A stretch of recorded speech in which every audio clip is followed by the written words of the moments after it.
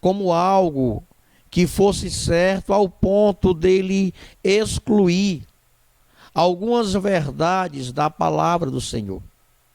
E em primeiro lugar, sobre sinais morais, sobre a volta de Jesus, eu quero trabalhar nesta noite, primeiro, o homem não tem foco em Deus e no seu próximo, mas sim o seu foco é em si mesmo. Quando nós olhamos para esse texto, o apóstolo Paulo diz no verso 1: sabe, porém, isto, que nos últimos dias sobrevirão tempos trabalhosos. Esses tempos trabalhosos, a qual Paulo ele alertou Timóteo e a igreja que se encontrava em Roma, nós estamos vivenciando hoje no século 21. O homem tornou-se egocêntrico, o homem tornou-se orgulhoso, ao ponto de desnosprezar e rejeitar a soberania de Deus. E quando nós falamos de sinais morais, nós falamos da decadência, nós falamos da queda do homem. E diante dessa verdade, o segundo ponto que temos que trabalhar é o caos da sociedade. É o resultado daquilo que os homens são. O caos ao qual nós estamos vivenciando é o resultado daquilo que os homens são. Os homens, ao ponto de se centralizar, ao ponto de valorizar somente aquilo a qual eles tinham para ele como algo que é certo. E quando nós caminhamos nas Escrituras Sagradas, nós vamos descobrindo os verdadeiros valores, que são os pilares que os homens deixaram para trás. E quando nós olhamos nesse texto, no versos 2, Paulo continua nos ensinando: porque haverá homens amantes de si mesmo. Hoje o homem, ele se propõe, ele se coloca como centro das atenções. As suas motivações não são aquilo que é motivado por Deus. As suas motivações não são aquilo que é amado e reconhecido por Deus. É nesse ponto, é nesse momento, que a fraqueza do homem faz com que ele mostre as suas fragilidades no sentido de desprezar a soberania do Deus Todo-Poderoso. E o terceiro ponto sobre sinais morais da volta de Jesus manifestada pelo homem é esse: o mal não está fora, mas o mal está dentro do homem. É nesse momento que, quando nós olhamos para o homem, nós entendemos que as suas atitudes revelam quem verdadeiramente ele é. E através desses sinais morais, o homem tem a cada dia mais se afastado da presença de Deus. É por isso que, quando nós olhamos para a Bíblia, o apóstolo Paulo, em 2 Coríntios capítulo 2, ele vai nos ensinar e dizer: mas como está escrito, aquilo que o olho não viu, aquilo que o ouvido não ouviu, aquilo que não desceu ao coração do homem, são as coisas que Deus preparou para aqueles que o amam. Existe algo preparado da parte de Deus para aqueles que verdadeiramente amam e se relacionam com o Senhor. E quando nós trabalhamos essa temática, na continuidade do versos 2, Paulo vai ensinando a Timóteo e vai desenvolvendo aquilo que Deus estava pondo no seu coração. Ele vai caminhando e dizendo: porque haverá homens amantes de si mesmos, avarentos, presunçosos, soberbos, blasfemos, desobedientes a pais e mães, ingratos, profanos. Nesses sinais morais da queda do homem, ele acaba manifestando a sua falta de respeito ao Pai, a sua falta de respeito à sua própria mãe.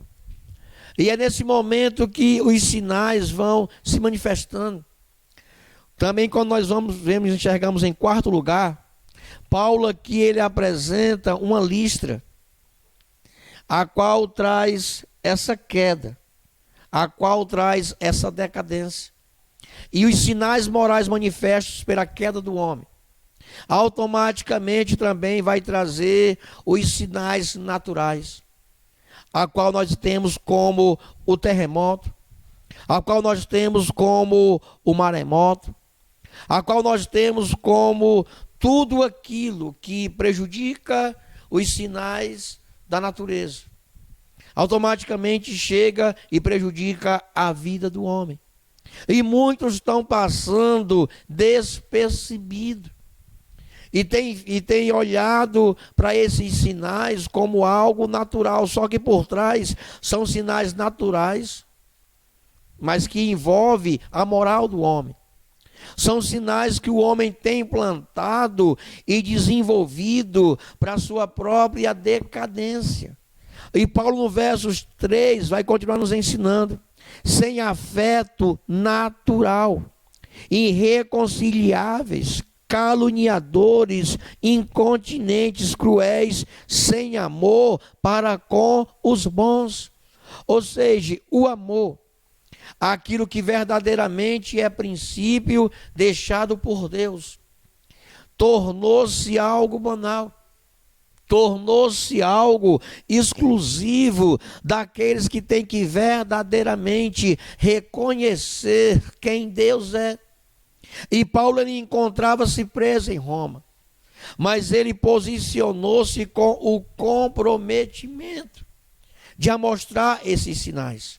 E quando nós voltamos para esse primeiro sinal, que é muito interessante, quando não há foco em Deus, nem no próximo, é interessante que o foco do homem não é naquilo que Deus construiu, mas hoje é naquilo que ele constrói, é naquilo que ele faz.